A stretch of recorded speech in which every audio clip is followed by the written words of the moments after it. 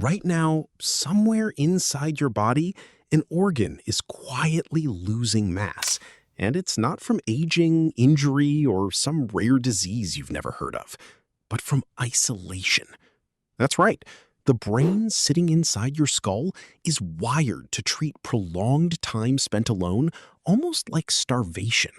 And when it doesn't get the thing it actually needs to stay healthy, which turns out to be other people, it starts to waste away.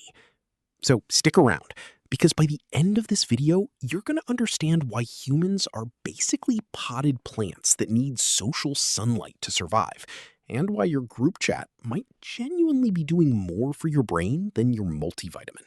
Let's rewind about 200,000 years, back to a time when getting cut off from your tribe wasn't just awkward, it was a death sentence. Because there was no backup plan, no one to share food with, no one to keep watch while you slept.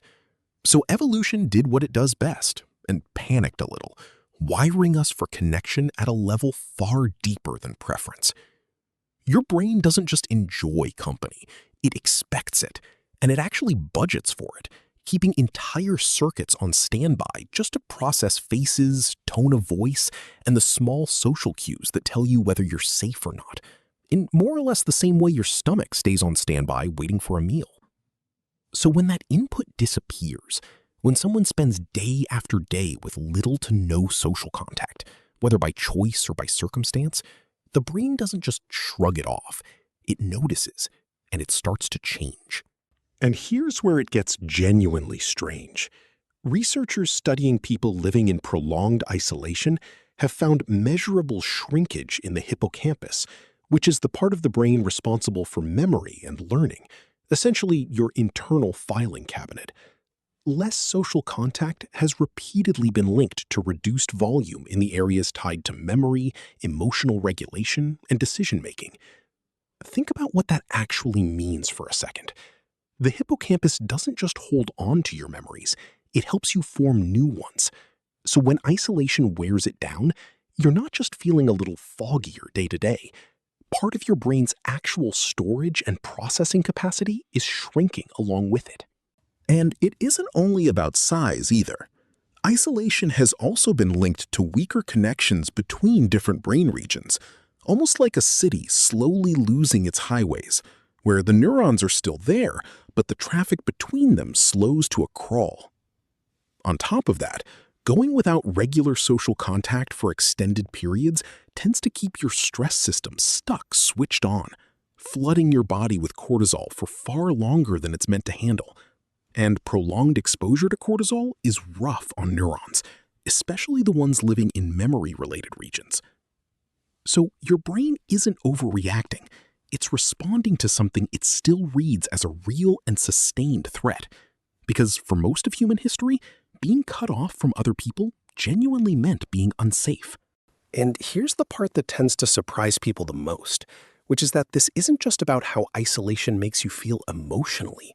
It's linked to a higher risk of cognitive decline, and several studies have connected prolonged isolation to a meaningfully increased risk of dementia later in life. Researchers have even compared its health impact to smoking a pack of cigarettes a day. Let that sit for a second, because skipping the gym clearly has consequences, and it turns out withdrawing from people might carry consequences too, ones that often show up in the brain before they show up anywhere else. There's also a frustrating little feedback loop hiding inside all of this. Isolation wears down the very regions responsible for reading social cues and regulating emotion, which makes reconnecting with people feel harder than it should, which then leads to spending even more time alone. So, in a strange twist, your brain ends up guarding the exact door it needs you to walk back through. Now, before you spiral into an existential crisis and cancel your plans tonight just to sit alone with this information, take a breath, because there's a genuinely hopeful side to all of this. The brain is plastic, not the recyclable kind, but neuroplastic, meaning it's capable of rewiring, regrowing, and recovering. Studies on social engagement have shown that rebuilding regular contact with others, even in small doses, is linked to real improvements in memory, mood, and overall cognitive function. You don't need to host a dinner party for 40 people to start reversing the trend either.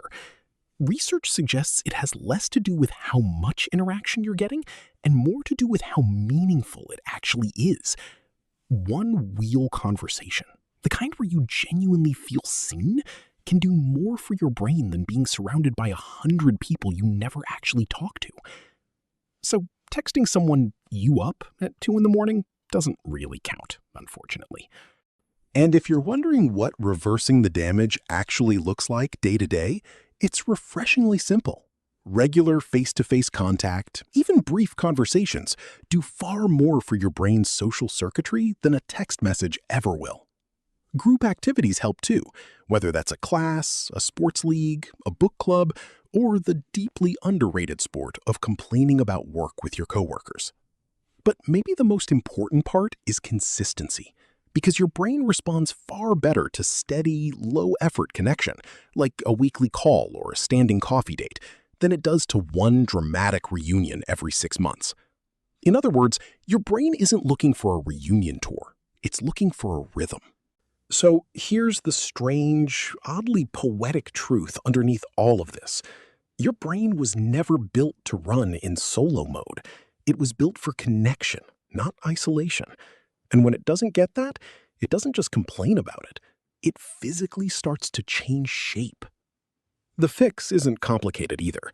It's not a supplement, it's not some clever biohack, and it's not a $40 app subscription.